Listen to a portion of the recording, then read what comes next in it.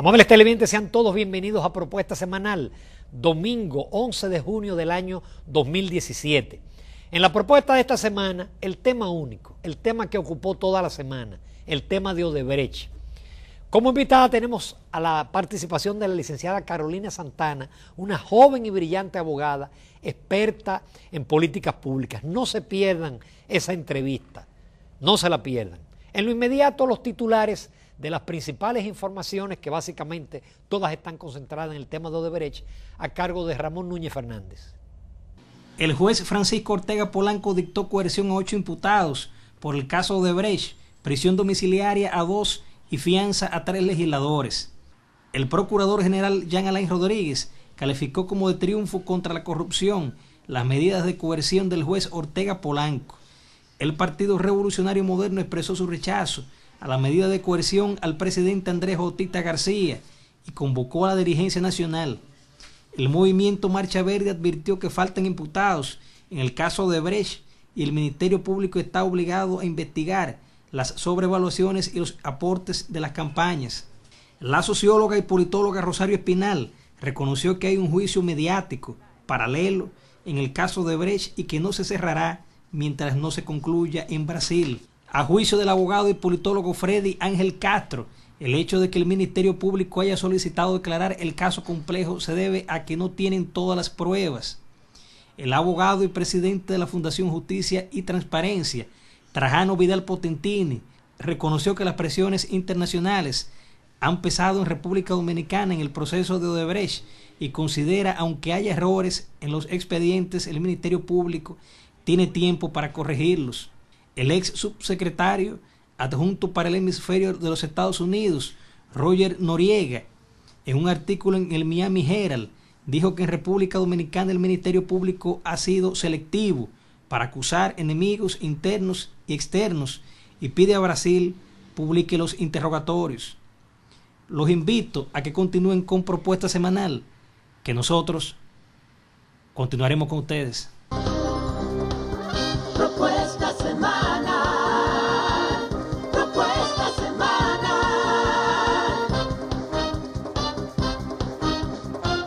propuesta semanal.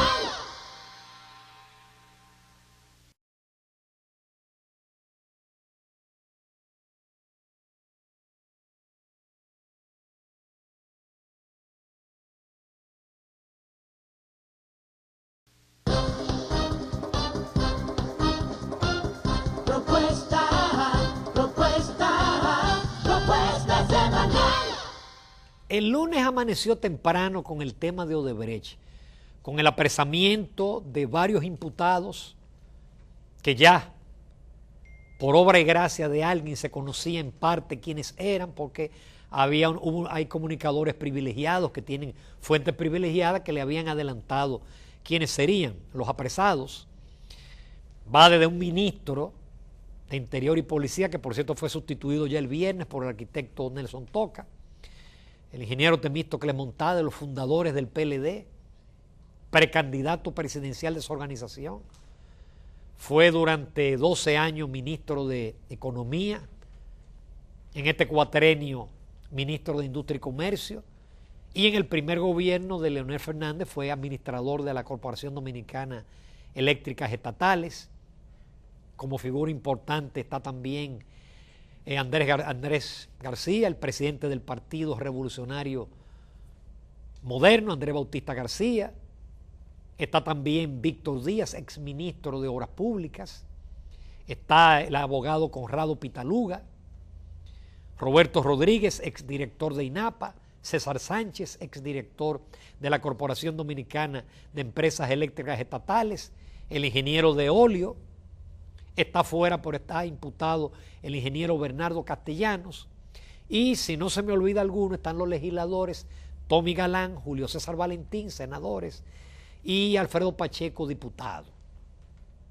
Inmediatamente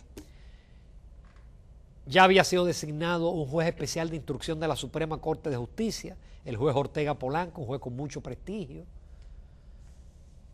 que ha hecho una carrera judicial poco a poco, escalón por escalón. Y bueno, en la semana hubo muchas especulaciones sobre cuál sería el veredicto del juez, que todavía a este momento el dispositivo total no ha sido dado a conocer, sino simplemente las acusaciones. Vimos un maratón de exposiciones de abogados muy buenos, de abogados flojos, de acusados que nunca debieron hablar. Casi nunca los jueces permiten que su acusado hable, porque a veces se inculpan más de la cuenta. Lo cierto es que el país conoció las sentencias. 9 meses a Ángel Rondón, que es la figura clave principal de este escándalo de corrupción, a La Victoria, y el resto a Najayo. En el caso de Roberto Rodríguez y en el caso de Radamés Segura, ambos por razones de salud, fueron enviados a su casa, prisión domiciliaria, y los que mejor salieron por el momento fueron los legisladores, que se le aplicó una fianza y prohibición de impedimento de salida. Yo creo que aquí hubo alguna dosis de populismo judicial. Es decir, el juez Ortega Polanco estaba presionado por la sociedad.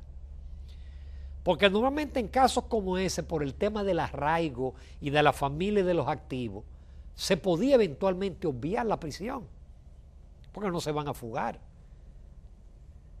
Porque lo lamentable de todo esto es que yo siento que ahí en ese grupo hay personas que son inocentes. Yo no me voy a atrever a mencionarlas, pero usted preso, porque normalmente esos a los que le dieron 3 o 6 meses, eso muchas veces se vuelve y se enganchan de nuevo. Y el Ministerio Público tiene 8 meses para investigar, porque esos expedientes están crudos. Por eso el Ministerio Público pide que se declare complejo, justamente porque la investigación está cruda. Está tan cruda que en el caso de la acusación contra Roberto Rodríguez, el ingeniero Roberto Rodríguez, dijeron que había depositado 100 millones de pesos y no fueron 100 millones, fue 1 millón. Es decir, que se equivocó por varios ceros la persona que lo transcribió y el que lo revisó también. Es decir, que sabe Dios cuántos macos y cacatas hay en esos expedientes. Lógicamente, en esto hay opiniones encontradas, debates entre si fue justo el juez, si no fue justo, si el tema del populismo judicial. Se siente como que hay mucha carga de un lado, es decir, del PRM que manejó 2, o cuando eran PRD, manejaron 2 proyectos, hay 6 involucrados. Entonces, donde se manejaron los mayores proyectos, hay menos. Por eso el PRM lanzó un comunicado defendiendo a los apresados y señalando que van a mantenerse movilizados. Nos vamos a comerciales, amables televidentes. Seguimos con este tema en el próximo segmento. Propuesta semanal. Propuesta semanal.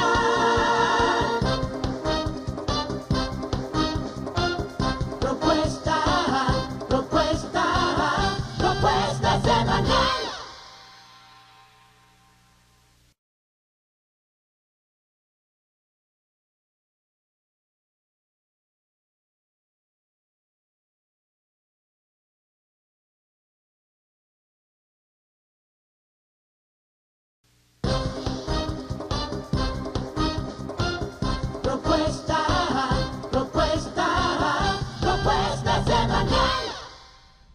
Este es un caso complejo en el cual puede destaparse una olla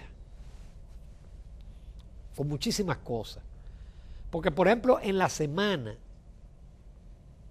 Temito Clemontá publicó un comunicado mostrando todos los proyectos de la Odebrecht con el funcionario involucrado y con el ministro de Hacienda, que autoriza el endeudamiento. Claro, yo no sé por qué él se detuvo en el 2011, pero él reconoció que él recaudaba de empresarios, incluyendo de Ángel Rondón, de empresarios, y que eso él lo aportó a las campañas del 2008, del 2012 y del 2016.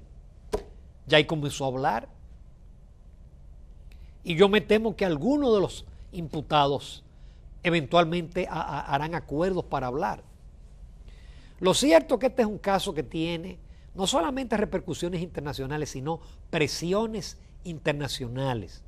Por ejemplo, en esta semana, en las redes, se especuló ampliamente del retiro del visado a 30 funcionarios y exfuncionarios, de pedido de extradición. Se mencionaba a Abel Martínez, él lo negó y celebró una rueda de prensa. Pero obviamente que el papel de los Estados Unidos aquí es crucial. Y no es porque a los Estados Unidos les preocupe la corrupción ni la moral. No, no, no, no, no. Esto es un tema de tipo comercial. ¿Qué ocurre? Que los gobiernos del PLD no le han comprado un tornillo a los Estados Unidos. El metro, todo lo que se importó del metro fue europeo. Los aviones brasileños, todas las obras, la Odebrecht. Entonces, las empresas norteamericanas que no pueden sobornar o que no se arriesgan a dar soborno, entonces están en desventaja. Es decir, Odebrecht le estaba comiendo los pastelitos a los Estados Unidos en su patio. Esa es la razón por la cual los Estados Unidos es el primero que coge a la Odebrecht. Y es en los Estados Unidos donde Odebrecht admite los sobornos. Y llega a un acuerdo de miles de millones de dólares con los Estados Unidos. Y los Estados Unidos está presionando. Se dice que incluso que el viaje del Procurador de la República a reunirse con el fiscal general de los Estados Unidos no fue una solicitud del Procurador, sino que fue llamado por el fiscal general de los Estados Unidos, que parece que está exigiendo prisión. De hecho, hay un artículo en esta semana de Roger Noriega, que publicó en el Miami Herald. Roger Noriega fue representante de los Estados Unidos ante la OEA, pero llegó a ser subsecretario de Estado para América Latina. Es un puesto sumamente importante. Y él le pide a Brasil que publique, que entregue los interrogatorios, porque ellos alegan, y lo penoso es que coloca a la República Dominicana como ejemplo, de que al procurador ser miembro del partido, dice Roger Noriega que hubo selectividad con enemigos internos y externos. Y señalando eso y utilizando como pie de amigo la República Dominicana, él le pide a Brasil que para que haya procesos justos, que los abogados defensores cuenten con los interrogatorios y que no solamente cuenten con ellos los gobiernos. Queda mal parado el país en esta situación. Lo cierto es que hay que reconocer que por lo menos hay gente apresada, hay un proceso en marcha que parece que no lo detiene nadie. Como decía Rosario Espinal en el programa, mientras eso esté abierto en Brasil, aquí seguirá abierto. Y con las presiones de los Estados Unidos va a ser muy difícil que esto se quede así como siempre se ha quedado la corrupción y la impunidad. Es decir, va a ser muy difícil. Yo pienso que el Ministerio Público hizo en parte su trabajo. Le falta ahora hacer expedientes bien hechos, porque un expediente mal hecho es el peor daño que se le hace a la lucha contra la corrupción. Un expediente mal hecho se va a caer, porque esta gente tiene buenos abogados. Así es que Odebrecht seguirá siendo tema para largo, así como el tema de la corrupción y de la impunidad. Nos vamos a comerciales, amables televidentes. La entrevista con la licenciada Carolina Santana, no se la pierdan, abogada, experta en políticas públicas. Propuesta semanal, propuesta semanal,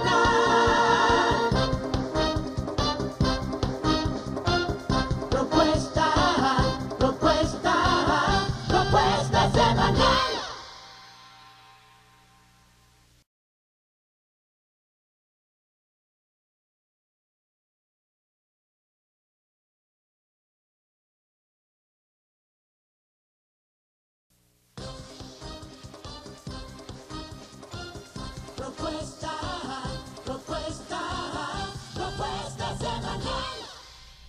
Amables televidentes, tal como habíamos anunciado, nos acompaña la licenciada Carolina Santana. Ella es abogada, experta en políticas públicas, y con ella tenemos muchísimos temas de interés para todos ustedes y para nosotros. Carolina, es un placer tenerte de nuevo, porque Carolina estuvo en el telematutino de 11 días, nosotros rompimos récord de audiencia. Yo dije, no, pero tengo que llevarla a propuesta semanal para que también se repita eso. Gracias, Carolina. Muy amable. Di suerte. Sí, no. Fue buena entrevista. Y yo pienso que el público está ávido de caras nuevas, de caras frescas. Yo creo que están agotados de las mismas figuras, de los mismos políticos, en fin.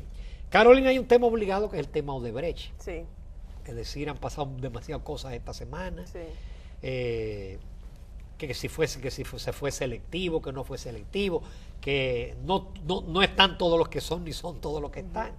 En fin, nosotros lo tratamos en el programa, pero cuando lo tratamos contigo todavía no había apresado, eso fue la semana anterior. Tu enfoque sobre el tema Odebrecht. Mira, yo tengo como sentimientos encontrados con el tema de Odebrecht, porque yo creo que en parte se está haciendo historia, porque sea lo que sea, aquí se está llevando a cabo un proceso para la persecución de la corrupción, que es histórico por razones evidentes, porque no se había llevado un proceso de esta envergadura, porque nadie se había atrevido antes quizás a someter funcionarios en funciones tan altas, dirigentes tan altos de partidos, incluyendo al segundo partido del país, a su propio presidente, ¿no? A miembros del comité político del PLD. O sea, lo que estamos hablando es algo de envergadura histórica. Pero a la vez, yo a veces, y esto es Carolina Santana, yo pienso que es mejor un culpable libre que un inocente preso. Exacto. Entonces no sé. Yo hacía eso en el comentario, decía, bueno, yo siento que hay gente que son inocentes, pero van a tener que pasar un buen tiempo en la cárcel. Sí, eso por un lado, y también el tema de las narrativas que eso ha generado. La narrativa de mano dura es muy cruel y además es muy poco efectiva a nivel de política criminal. Los medios de comunicación, la sociedad civil ha pedido tanta sangre, tanta mano dura. Y yo mismo hago un mea culpa en el sentido de que pedí tanto justicia, castigo, que cuando llegó la hora de la verdad y vi familias y vi gente con la que no tengo ningún tipo de vínculo, gente a la que he visto en los periódicos, pero dije, óyeme, fui presa de la propia narrativa de mano dura que yo siempre he criticado, que al final a lo que incentiva es al colapso del sistema judicial penal, al abarrotamiento de los centros penales y a una política criminal fallida, porque algo que muchas veces no consideramos es que más cárceles y más personas presas no es una buena política criminal, es síntoma de una mala política criminal. Pero además yo siento que eso presiona a los jueces. Sí, claro, presiona todo el sistema, presiona a los jueces, presiona al sistema penitenciario, presiona al Ministerio Público. Entonces tienes a un sistema judicial penal completo, presionado para hacer un trabajo que debería hacer calmadamente, ¿no? De una forma tranquila. La gente quería preso al otro día de que se supo. Por eso te digo, sentimientos encontrados. Yo creo que estamos dando un mensaje ejemplarizador, ¿no? En materia de persecución de las consecuencias, ¿verdad?, de este tipo de ilícitos, pero a la misma vez, no sé, Ramón, yo también siento que pudiéramos estar pagando caro por cuenta de otras personas querer mandar ese mensaje, y no quiero dejar de ser humano, ¿no? Humana en ese llamado. Yo quiero que se dé el ejemplo de que eso ya se va a sancionar, pero no quiero que en ese tránsito cometamos injusticias. Carolina, me pregunto como ciudadana y te lo pregunto a ti como abogada, ¿no era factible el que esas personas, sí, claro, se le pusieron impedimento de salida para que no hubiera peligro de fuga, pero que no fueran encarceladas hasta tanto se demostrara realmente su culpabilidad? Porque hay casos en los cuales no hay elementos para decir que esa persona, hay otros casos que quizás son obvios, o sí hay elementos, pero hay casos donde no hay elementos para decir que esa persona debe estar presa. Mira lo que pasa, estos procesos penales tienen dos fases. La primera fase es una fase de instrucción y la segunda es una fase de fondo. Aquí no se está determinando si son culpables o no son culpables. No, todavía no, precisamente por eso te lo pregunto. Entonces, el juez de instrucción no se va al fondo. No se va al fondo, ni sabe ni determina, ni evalúa, ni debe de prejuzgar si esos elementos probatorios que se le entregan son suficientes para una posible condena o no, sino que básicamente evalúa si debe de pasar a fondo o no y cuál es la medida de coerción que corresponde. El tema de la medida de coerción... Pero él debe de emitir un dispositivo más amplio, ¿no? Que lo que leyó Lo que él leyó fue el dispositivo. En derecho se llama el dispositivo, que es básicamente cuál es la decisión, ¿no? Así que no tiene que haber otro escrito más amplio. Claro, lo hay. La decisión per se no es tan breve como lo que se leyó. Está motivada. Lo que pasa es que está motivada por escrito. Y a eso ahora se acaba de notificar hace poco y entonces ahora podríamos evaluar qué contiene, ¿no?, esa decisión en términos de motivación. Pero por eso te pregunto, entonces, ¿no era suficiente con que a esas personas, como no se está tratando el fondo, simplemente se le pusiese un impedimento de salida para que esas personas no tuviesen un peligro de fuga, en lo que el caso se conoce a fondo y realmente se juzgue y dice, si usted es culpable, entonces vamos a someterlo por tanto tiempo a la justicia preso? Entiendo. O sea, el margen de decisión del juez es amplio, sobre todo porque no es solamente el tema del peligro de fuga, se evalúa el peligro de fuga, la capacidad de distraer pruebas, sí, la capacidad de obstruir el proceso. Entonces, si bien yo no creo que estas personas presenten en algunos casos un peligro de fuga importante, porque, ¿verdad?, se les reconoce en la calle, por decirlo así, son personas que tienen poder, son personas que tienen acceso a dinero, son personas, entonces esos otros elementos como la obstrucción del proceso y la distracción de la prueba pudieron haber jugado un rol en la decisión que tomó el juez. Quizá por eso se aísla Ángel Rondón del resto del grupo. Sí, yo creo que eso ha sido una debilidad comunicacional por parte de por qué lo hicieron, de la parte acusatoria, que es quien ha solicitado esa distinción, ¿no? A Rondón a la victoria y los demás acusados que llevaron prisión preventiva, pues a Najayo Hombres. Y yo creo que ha sido una debilidad porque han debido de motivar debidamente, por lo menos quizás está escrito, pero por lo menos para la opinión pública que ha seguido tan de cerca este caso. Y no ha trascendido a la opinión pública cuál ha sido la razón. Algunos han dicho que esto ha sido producto de un intento de separar a un imputado de los demás para evitar como comunicaciones que pudieran obstruir el proceso. Pero yo creo, y creo que en buena humanidad nadie pudiera no negar eso, que hay otros lugares donde mandar a una persona. La Victoria ya está asignada. La Victoria tiene más de 9.000 internos donde solo caben 2.000. La Victoria no es garantía de vida y de seguridad y de salubridad. Pero esa es una de mis preguntas. Muchas personas lo que dicen es que como la Victoria no está dentro del nuevo modelo penitenciario, en Najayo sí, no hay tantos controles y eso puede ser una parte positiva para esa persona. El poder sí, porque mucha gente entrar piensa que van a Najayo Hombre, que en el nuevo sistema van a tener privilegios. No, al contrario, pero yo lo que también he escuchado es que Ángel Rondón va a la Victoria. En la Victoria con dinero se mueven cosas, se mueven privilegios, puede tener personas que lo cuiden indirectamente. Eso es así, pero tú sabes qué pasa, que con el mismo dinero con el que se mueve el privilegio se mueve el riesgo. O sea, si tú vas a estar presa en la Victoria, tú vas a poder, tú pudieras comprar una cama queen en vez de un camarote, tú pudieras tener aire acondicionado, privilegio, televisor, tú puedes. Pero con esa misma facilidad que el dinero te consigue eso, el dinero te consigue una amenaza, porque se le paga a alguien de adentro para que te mate, para que te envenene, para que te acuchille. No, pero además, todo tiene un precio, ahí ¿no? ocurren motines a cada rato. No, y se inunda, la Victoria se inunda. Sí, la Victoria tiene un problema estructural. Se inunda. Por eso, para reformar la Victoria no se puede empañetar 3 paredes y sacar un Por eso que el nuevo régimen no puede ir a la Victoria hay que tumbarla y hacerla de nuevo. Y no ahí, porque es que es un problema del terreno. Eso es. Si yo habría sido la autoridad, no solicito enviar absolutamente a nadie a la Victoria. Absolutamente nadie. Incluso el espacio que se está habilitando para Ángel Rondón es un espacio que no es propio de celdas, porque es que no queda espacio en celdas normales. No queda espacio. Están apiñados ahí, no hay condiciones humanas. Entonces, ¿cuál es el mensaje que está mandando el Ministerio Público con eso? Es que por eso digo que el Ministerio Público ha debido motivar a la opinión pública las razones, porque seguro hay alguna razón, ¿no? No debe de ser algo antojadizo, alguna razón debe de haber. Entonces, creo que ha debido informar cuáles han sido los motivos de esa decisión para que la opinión pública pueda, en buena medida, determinar si está de acuerdo o no con esta decisión. A lo mejor dice, mira, es que si lo mandamos lejos, entonces los abogados no van a poder ir a visitar, por ejemplo, era lo más cerca. O sea, hay razones que pudiera uno entender razonables, valga la redundancia, pero hay que darlas, ¿no? Hay que darlas. Vamos a otro tema porque Carolina es experta en temas de seguridad ciudadana y eso en las encuestas yo creo que la primera preocupación del dominicano y de la dominicana es el tema de la seguridad, de los asaltos.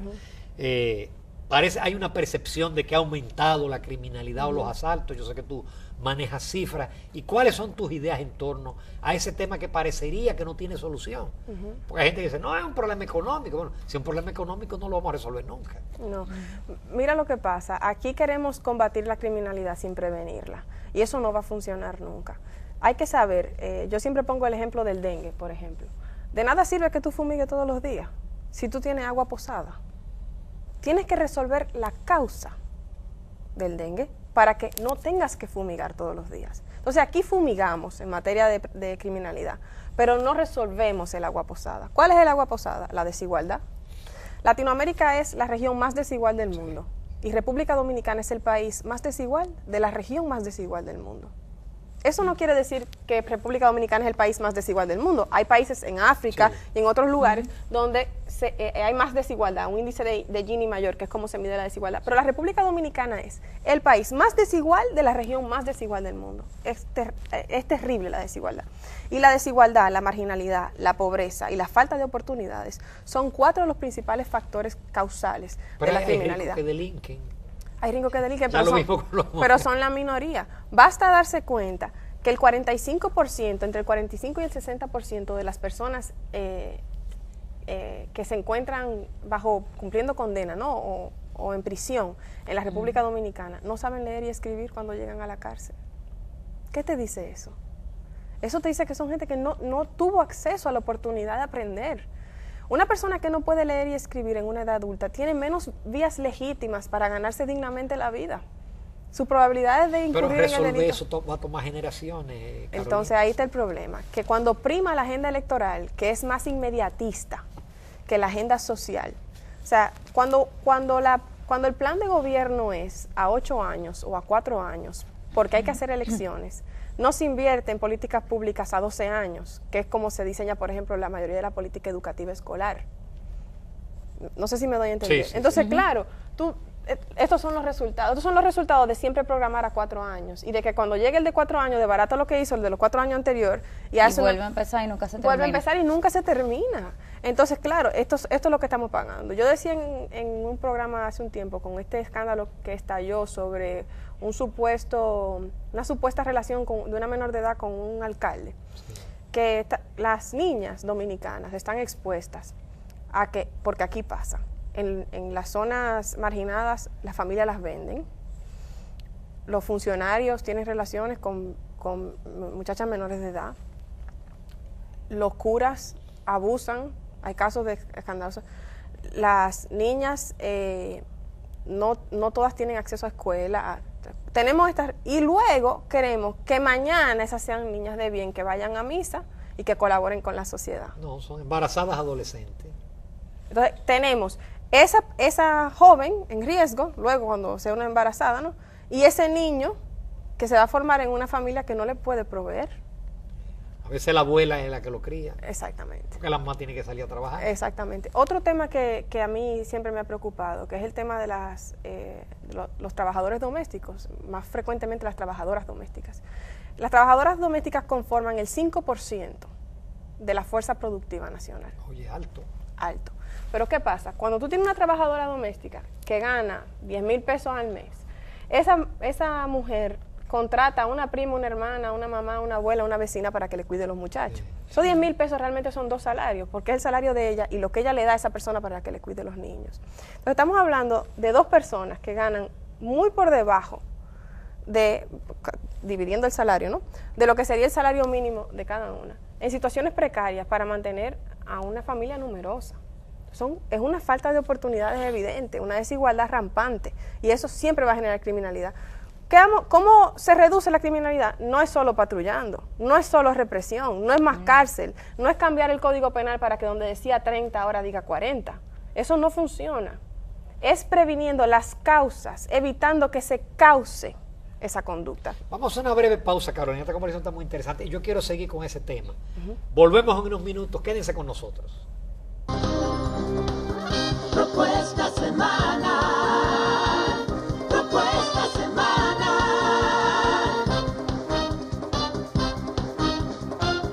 Propuesta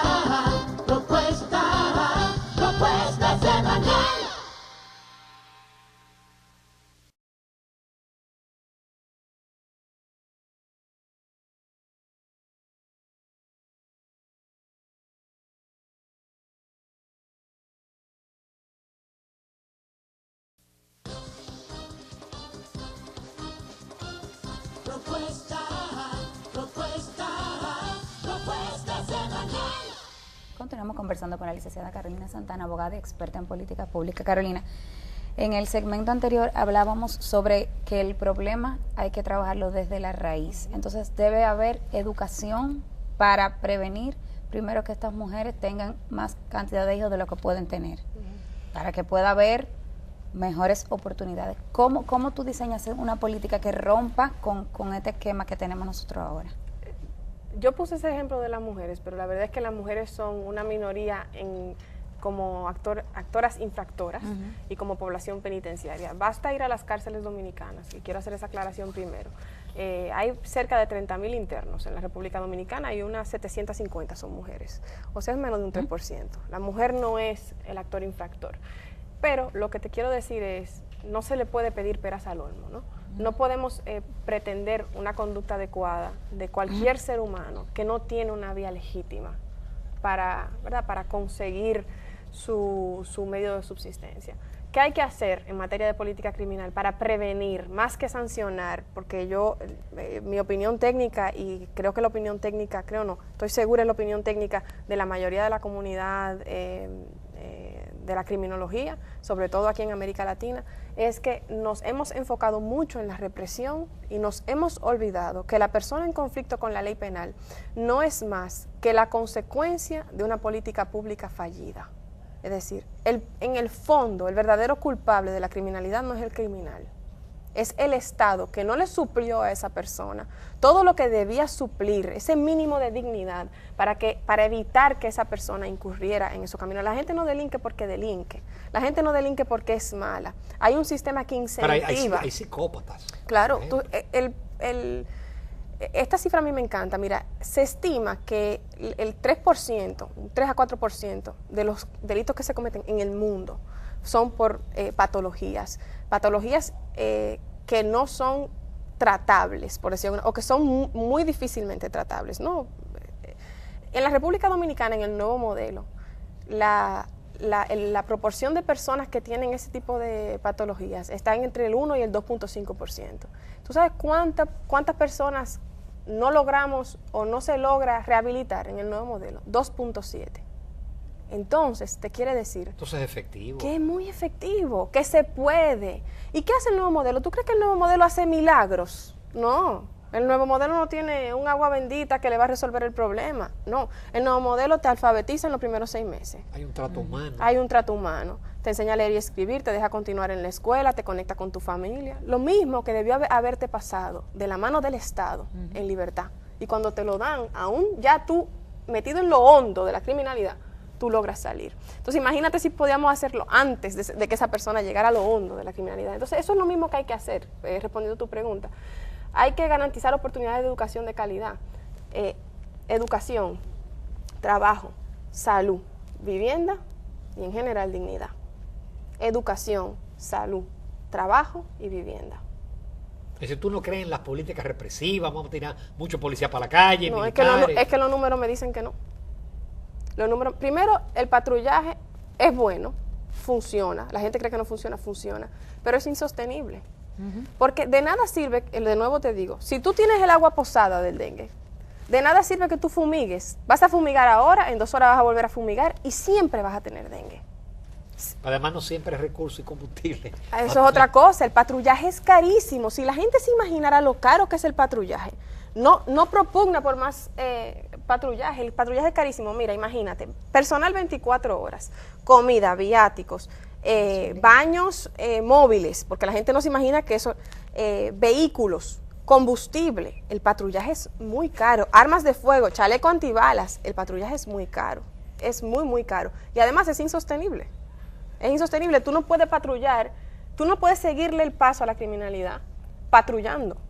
Porque si tú no previenes que se aumente o que siga igual, tú siempre vas a tener que dispensar mucho fondo para patrullar. Por eso lo ideal es que tú no tengas que patrullar. ¿Cómo? Previniendo.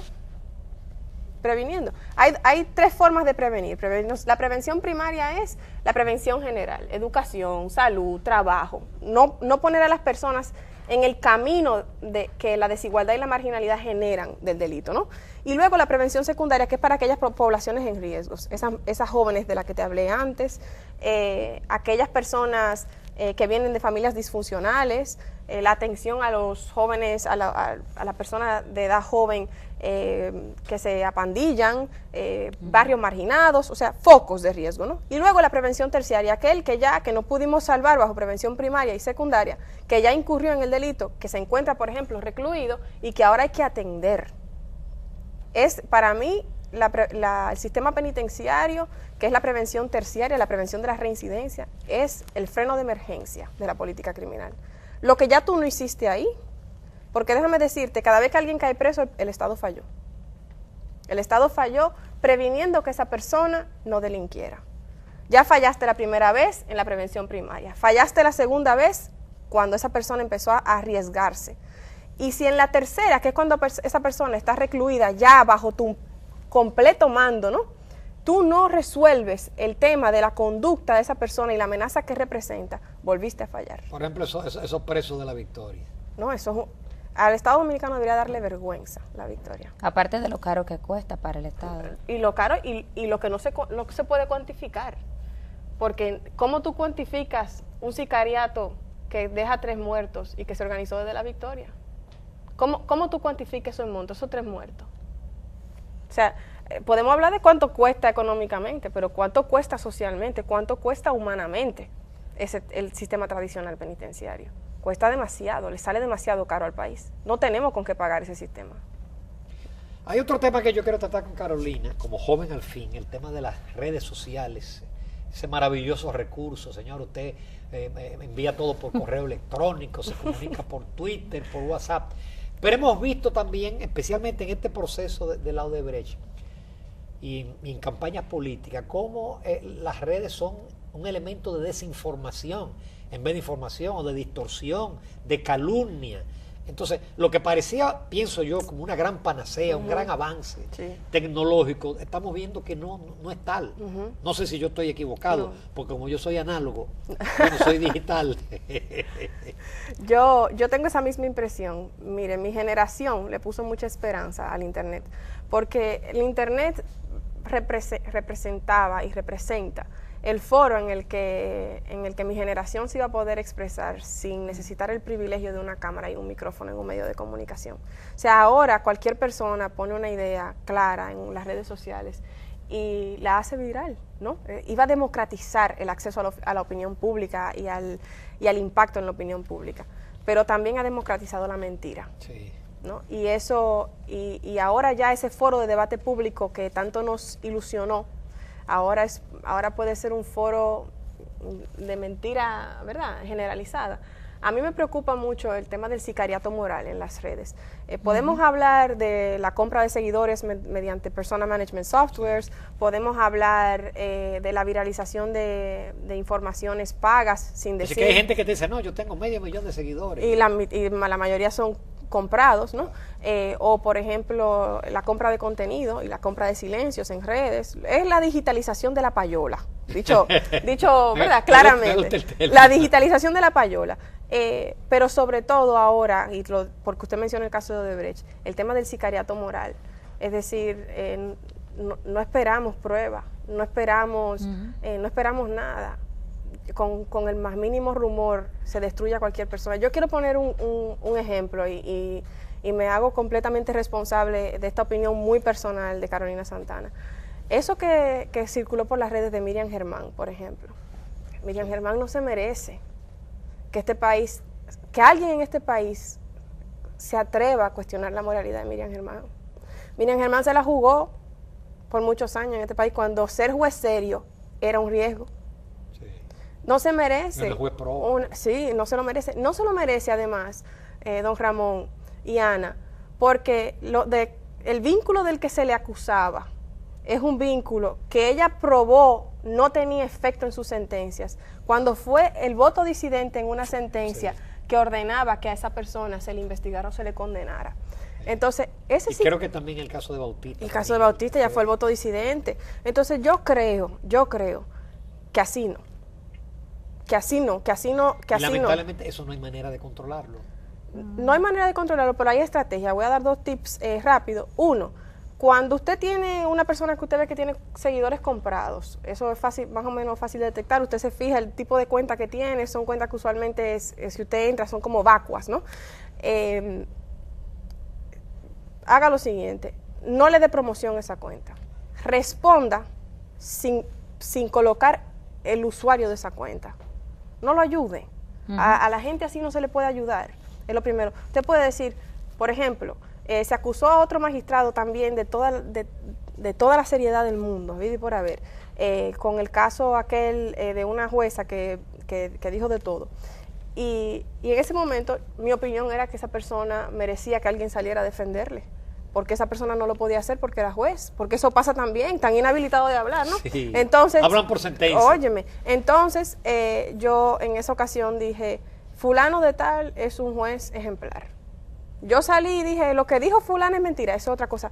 Desmentir es recordar la mentira. Claro. Usted sale y dice la verdad, sin desmentir, porque entonces usted promociona esa idea. Entonces, de esas cosas hay que cuidarse en las redes. No hay que retuitear para No. contestarle la opinión, retuitear porque usted se lo está enviando. Claro, y está poniendo la plataforma suya al servicio de esas mentiras, ¿no? Y de esos intereses. Entonces yo creo eso, yo creo que hay que cuidarnos. Cuidarnos de no ser injustos, de que ahora en las redes, en la palma de tu mano está la posibilidad de hacer mucho daño. Entonces, con mucho poder, como el que ha dado las redes a la gente en general, ¿no? Y ha democratizado el poder de acceso a la información pública, viene mucha responsabilidad. Y algunos nos hemos tomado las redes a la ligera. Quizás eso podría ser extensivo también a los medios de comunicación. Los medios de comunicación, por ejemplo, se han convertido algunos en jueces, condenan y absuelven. Y Sí. eso, yo no creo que el papel del comunicador sea ese. Claro, es que lo que mencionaba, esto de las redes es la digitalización de la payola. Es decir, esto es un fenómeno que empezó en los medios de comunicación y que ahora se ha extendido a las redes sociales. En las redes sociales, el 30%, 1 de cada 3 usuarios en Twitter es falso. Es una cuenta paga o robótica. Sí, es un 30%. No sabía que era tanto. Perdón, un 15%. El 30% es de los comentarios en línea en plataformas como Amazon y Yelp. O sea, en Amazon y en Yelp, 1 de cada 3 comentarios es pago o falso. Hecho por el propio productor, no por un consumidor, etcétera. Y entonces en Twitter, 15% de las cuentas son falsas. 15%, eso es 1 de cada 6. O sea, aquí hay 3. Si uno de los muchachos que están aquí en el equipo tiene Twitter, pues ese ya es falso. Es mucho. Y eso condiciona el discurso, ¿no? Sí. Otra práctica que hay es hacer simular la espontaneidad de contenido. Como si yo digo, por ejemplo, mira, yo trabajo para Ramón Núñez y yo quiero que se diga que Ramón Núñez es una persona buena. Entonces yo le paso a todos los muchachos que están aquí presentes y a Ana y a don Ramón, el mensaje Ramón Núñez es una persona buena. #Ramón Bueno, ¿verdad? Y todo el mundo a la misma hora lo comparte, como si a todo el mundo se le ocurrió eso a la misma hora, del mismo formato, con la misma redacción. Se vuelve viral. Exactamente, y de repente se vuelve viral. Esa es la forma análoga de hacer la trampa en las redes sociales. Aceptar que los partidos políticos, además de tener los famosos interactivos que llaman al programa, que a veces hasta lo de los programas se delatan y dicen, oh, fulano, ¿cómo tú estás? Entonces, también los partidos políticos tienen interactivos digitales. Y tienen interactivos digitales. Así es.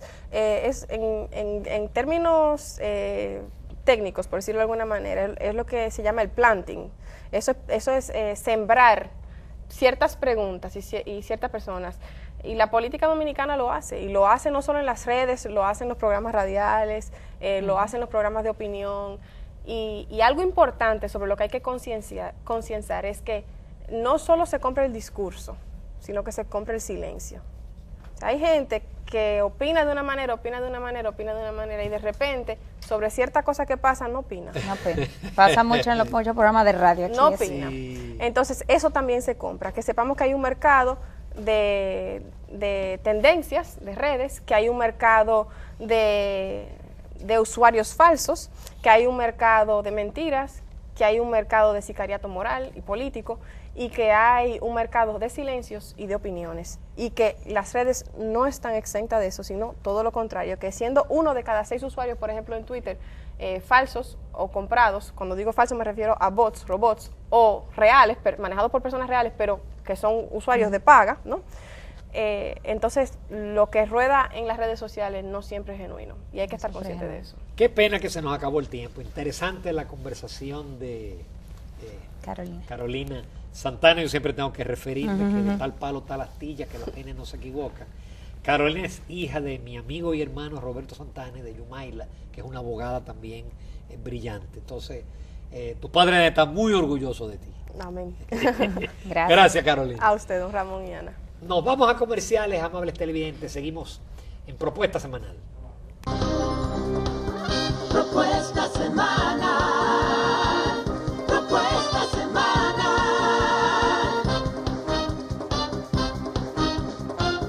Propuesta semanal. Propuesta semanal.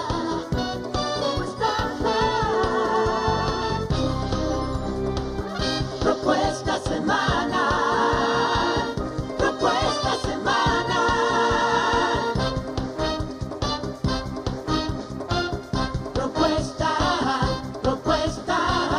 Propuesta semanal. Magnífica entrevista, yo se lo prometí, se lo dije, una joven brillante que tiene sus ideas muy claras y que además es una gran comunicadora. Ahora, de nuevo, las económicas con Ramón Núñez Fernández, el breve comentario económico y las variables económicas que son de mucho interés para todos, como el dólar, la tasa de interés, tipo de cambio, precio de petróleo. Adelante. Muchísimas gracias. Sean todos bienvenidos al mundo económico de Propuesta Semanal. El patrimonio de los fondos de pensiones existente a marzo de este año asciende a 455.000 millones de pesos, de acuerdo con el boletín trimestral número 55 de la Superintendencia de Pensiones. De estos recursos, el 78% corresponde a fondos de capitalización individual, equivalente a 356.000 millones de pesos, es decir, un 7.0% a planes de reparto individualizado con 31.000 millones de pesos, un 0.1% a planes complementarios ascendentes a 212.2 millones de pesos. Además, un 5.3% de los fondos de pensiones corresponden al Fondo Solidaridad Social con 24.000 millones de pesos y un 9.2% al Instituto Nacional de Bienestar Magisterial INAVIMA con 42.603.2 millones de pesos. La Superintendencia de Pensiones dijo que a la fecha de cierre del boletín, los fondos de pensiones de capitalización individual es administrado por 6 administradoras de fondos de pensiones, las AFP. Es interesante cómo ha venido creciendo de manera geométrica los fondos de pensiones, es decir, el ahorro de los trabajadores y el aporte de los empleados. Sin embargo, hay muchas preguntas y preocupaciones con estos recursos. Y ahora yo me pregunto, ¿se están invirtiendo a favor del desarrollo del país? ¿Hay garantía de que un trabajador al final de su vida laboral reciba una pensión digna? Es importante, amables televidentes, ese debate porque en Chile, el país modelo del régimen de pensiones, cuando comenzaron a producirse un gran número de pensionados, descubrieron que apenas lograban una pensión equivalente al 30% de su salario. Si eso fue en Chile, ¿cómo será en República Dominicana, donde las administradoras de fondos de pensiones ganan mucho dinero? Se los dejo de tarea. Iniciamos este segmento con las informaciones en los precios de los carburantes. El Ministerio de Industria y Comercio y MIPYMES aplicó rebajas, a excepción del gas natural que continúa frisado. En tal sentido, para la semana del 9 al 16 de junio, la gasolina premium se despachará a 212 pesos con 80 centavos, mientras que la regular a 197 pesos con 70 centavos, ambas perdiendo 2,50. El galón de gasoil experimenta una caída de 4 pesos, ofertándose al consumidor a 140 pesos con 50 centavos. El gas licuado de petróleo pierde 1,50, cotizándose a 99,50, y el gas natural sigue a 28,27 por metro cúbico. En las transacciones verificadas en el mercado de divisas, la prima del dólar se cotizó a la venta a 47,50. En la banca múltiple a 47,51 en los agentes de cambios. Sin embargo, el euro se cotizó a la venta a 56 tanto en la banca comercial como en los agentes de cambios. En el mercado de Nueva York, el petróleo West Texas, crudo de referencia en la República Dominicana, cerró la semana económica ganando 35 puntos, cotizándose a $45.99. Al día 7 de junio las tasas de interés fueron las siguientes: activa promedio a 15,30%, preferencial 12,82% y tasa ponderada promedio a 7,55%. Los invito a continuar con la recta final de Propuesta Semanal. Feliz resto del domingo, cuídense mucho. Muchísimas gracias, amables televidentes. Hemos llegado al final de otra propuesta semanal, como siempre, muy agradecido del apoyo, de la fidelidad de todos ustedes que nos brindan cada semana a las 8 de la mañana por Telesistema Canal 11 y estamos a la medianoche en el 11 y en el 39 en Coral. Que pasen un feliz resto del domingo. Mañana a las 8 de la mañana, Dios mediante, junto a Jacqueline Morel, estamos en el Telematutino 11. Si Dios quiere, que el Señor los bendiga. Nos vemos.